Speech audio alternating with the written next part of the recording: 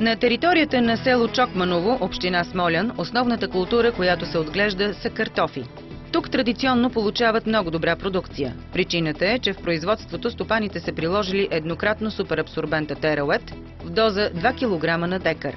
Вече внесен в почвата, неговият ефект е с продължителност от 7 до 10 години. Намираме се на територията на село Чокманово, Смолянска община, където за първи път преди 3 години заложихме опита с препарата Тераует за влагозадържане. В продължение на 3 години отчетахме достоинството на този препарат, който регулира водния режим както на растенията, така и на почвата, но при него се появи един много интересен страничен ефект, който страничен ефект го забелязах още на втората година. Тук на местото, на което се намираме, имаше изключително висока плътност на телен червей, който е един изключителен бич за производството на картофи. С обожданията си той намаля покупателната способност и разваля качеството на картофите.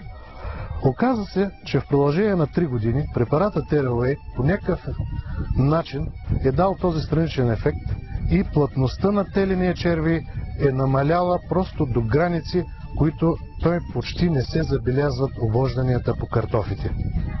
Ето това е повърхността на картофите.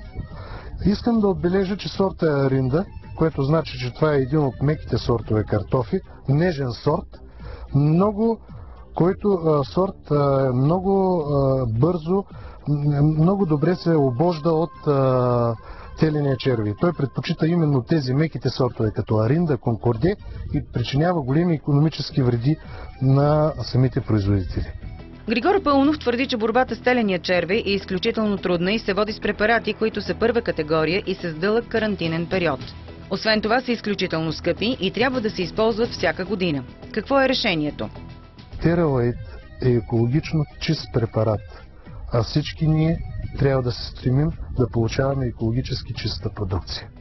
Според Григор Паунов, с прилагането на Тераует е получен двоен икономически ефект при отглеждането на картофите. На първо място е подсигурена необходимата влага на растенията. Второ, популацията на теления червей е намаляла драстично. Това е спомогнало за получаването на високи добиви и продукция с отличен търговски вид, което гарантира бърза реализация на пазара.